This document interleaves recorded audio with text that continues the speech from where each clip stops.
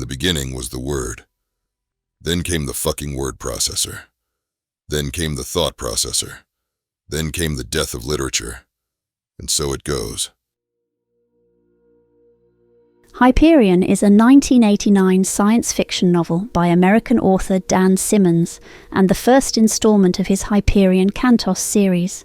The novel won the Hugo Award for Best Novel in 1990. Its intricate narrative unfolds across multiple timelines, told through the perspectives of various characters. The structure of the book draws parallels to Geoffrey Chaucer's The Canterbury Tales. A central framing story connects the tales of a group of pilgrims journeying to the time tombs on the distant planet Hyperion. Each pilgrim seeks a favour from the mysterious Shrike, a deadly metallic being believed to grant one wish to each person it encounters. The story continues in The Fall of Hyperion, published in 1990. After 55 years of dedicating his life and work to the story of ethical systems, Saul Weintraub had come to a single, unshakable conclusion. Any allegiance to a deity or concept, or universal principle which put obedience above decent behavior toward an innocent human being was evil. Around the year 2732, the hegemony of man spans hundreds of planets linked by Farcaster portals. This vast empire shares a tense alliance with the Technocore, a civilization of advanced AIs. In addition, the Ousters, a group of genetically modified humans living in space stations scattered between the stars, are in open conflict with the hegemony. Many planets known as outback worlds lack Farcaster teleportation gates and are isolated, requiring lengthy journeys through space that result in significant time dilation. One such world is Hyperion, home to the enigmatic time tombs, structures that seem to move backward through time and are watched over by the fearsome Shrike. As the threat of an Ouster invasion looms over Hyperion, a final pilgrimage to the time tombs is organised. The group of pilgrims, each with their own reasons for making the journey, agree to share their individual stories of how they were chosen to take part in this momentous voyage. Each pilgrim tells their own story within the novel, creating a complex web of narratives that explore themes of love, loss, sacrifice, and fate. The priest, Father Lenar Hoyt, is a former priest who carries the story of a fellow cleric, suffering from guilt and seeking redemption for the atrocities of the past. The soldier, Colonel Fedman Kassad, is a battle-hardened military officer who has had a fateful and obsessive connection with the Shrike, shaped by love and war. The poet, Martin Silanus, is a reclusive, hedonistic poet who tells the tale of his search for inspiration and meaning in the face of personal destruction and cosmic chaos. The scholar Saul Weintraub is a philosopher and academic who is desperately seeking a cure for his daughter, whose condition is tied to the mysterious time tombs. She is gradually reversing in age and has been since she was first exploring the time tombs as a young woman. The detective Braun Lamia is a tough, intelligent private investigator whose investigation into a complex conspiracy becomes entwined with the fate of Hyperion. The consul is a former diplomat with deep political ties, now an outsider and tragic figure, haunted by the weight of the universe's moral and philosophical dilemmas. Sarai had treasured every stage of Rachel's childhood, enjoying the day-to-day normalcy of things. A normalcy which she quietly accepted as the best of life. She had always felt that the essence of human experience lay not primarily in the peak experiences, the wedding days and triumphs, which stood out in the memory like dates circled in red on old calendars, but rather in the unself-conscious flow of little things. The weekend afternoon with each member of the family engaged in his or her own pursuit, their crossings and connections casual, dialogues imminently forgettable, but the sum of such hours creating a synergy which was important and eternal. Although not a pilgrim in the traditional sense, the Shrike is central to the pilgrim's journey and symbolises the force that will judge them. The novel covers many issues, including the dangers of artificial intelligence, what it means to have faith, and the idea of how much we can control our destiny. Simmons manages to describe a vast, sprawling universe, whilst staying focused on the individual narratives and the philosophical concepts that last through the ages. While I would categorize this book as science fiction fantasy, there are some truly frightening chapters when individuals come into direct contact with the deadly and mysterious Shrike, a sort of metallic demon and religious icon. The Shrike is worshipped by a strange race of proto-humans known as the Bikura. Somehow they can never die and are instead reborn as genetically inferior versions of themselves, although nobody knows how or why.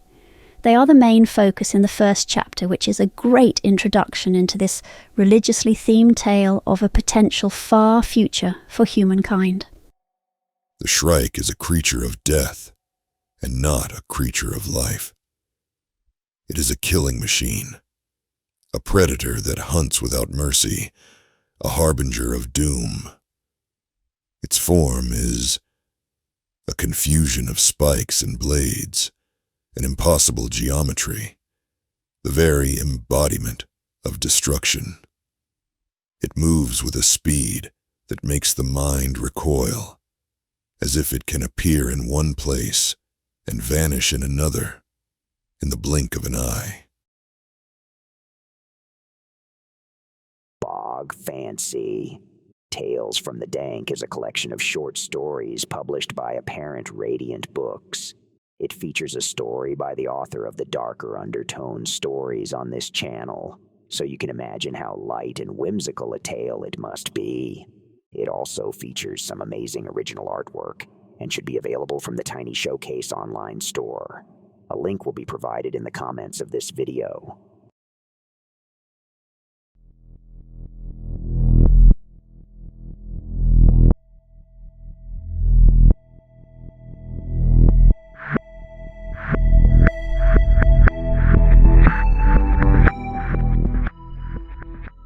Over the last few weeks, some news groups have been full of tales of war and battle fleets, of billions dying in the clash of species.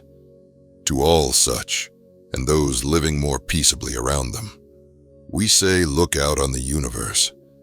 It does not care, and even with all our science, there are some disasters that we cannot avert. All evil and good is petty before nature. Personally, we take comfort from this, that there is a universe to admire that cannot be twisted to villainy or good, but which simply is.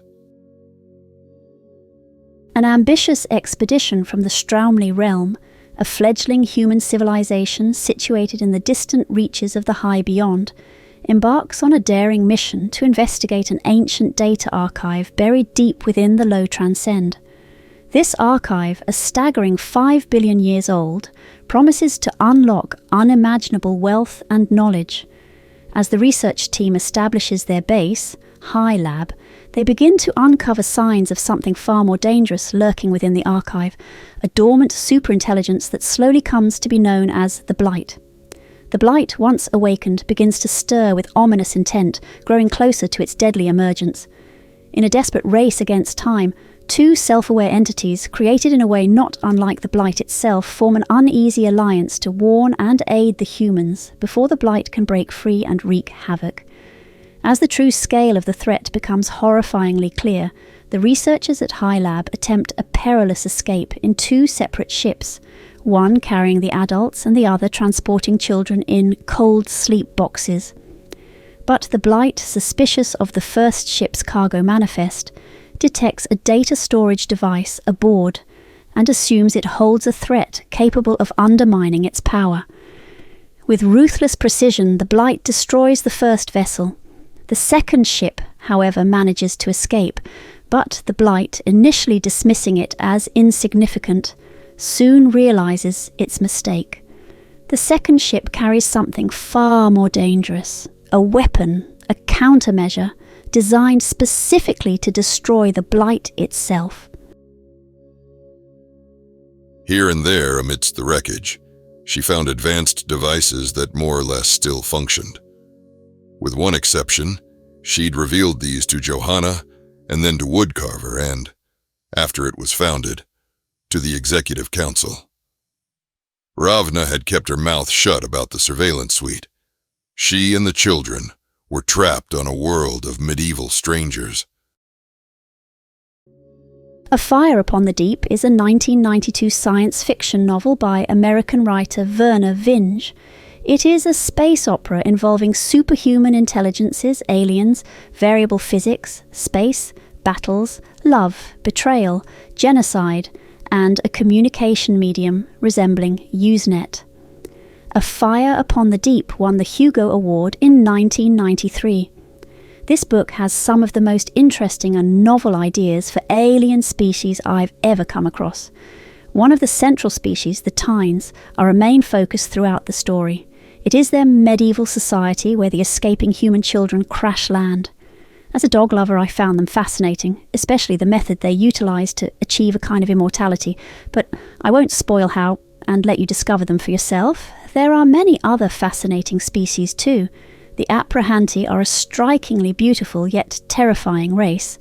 The Aprahanti are humanoid creatures with iridescent, butterfly-like wings. While their delicate and vibrant appearance may suggest grace, beneath it lies a ferocious and ruthless nature. In the wake of the Blight's chaos, they seek to seize power and restore their crumbling empire, using any means necessary, no matter how brutal. The Dirokims are an enigmatic and ancient race. The Dirokimes were the original inhabitants of Siandra K, long before humanity arrived. Their forgotten history and lost wisdom hold secrets to a time long past, when the universe was shaped by forces now lost to memory. The Scroders, plant-like beings with fronds that convey emotion and meaning, have a symbiotic relationship with the Riders, humanoid entities who have no native short-term memory. Millennia ago, a mysterious benefactor gifted them mechanical constructs called Scrodes, wheeled devices that provide mobility and store short-term memory. The Kalir are insectoid beings, resembling grub-like creatures, and are one of the majority races within the Vrinimi organization. Known for their distinct, almost alien forms and behavior, they play a significant role in the complex political web of their society, adding yet another layer of intrigue to the universe's intricate balance of power. Finally, the humans in this universe are descended from Nijoran stock, a hardy people whose ancestors were Tuvo-Norsk asteroid miners from the distant Slow Zone on the far side of the galaxy.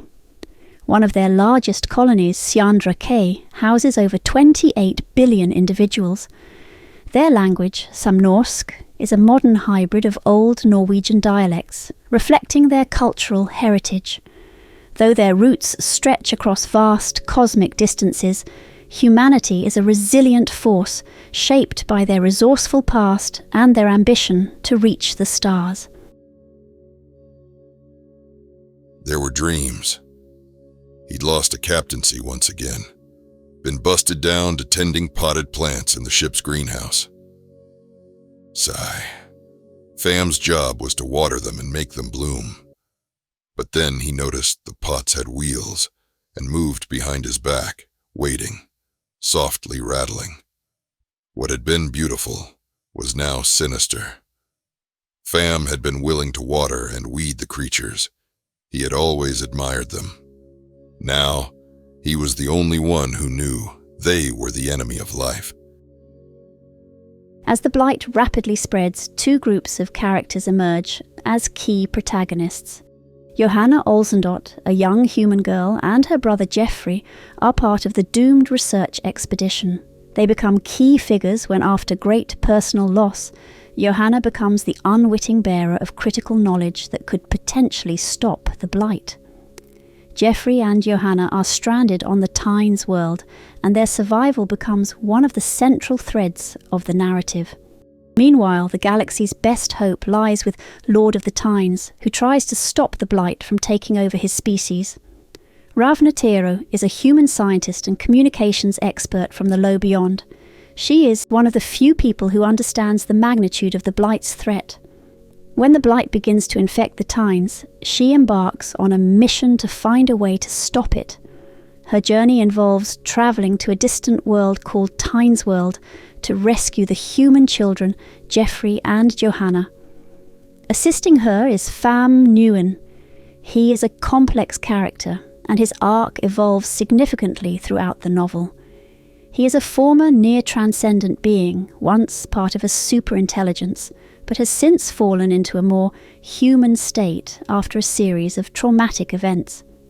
He is initially introduced as a mysterious figure, seemingly at odds with the other characters, but his true nature and importance to the story unfold over time.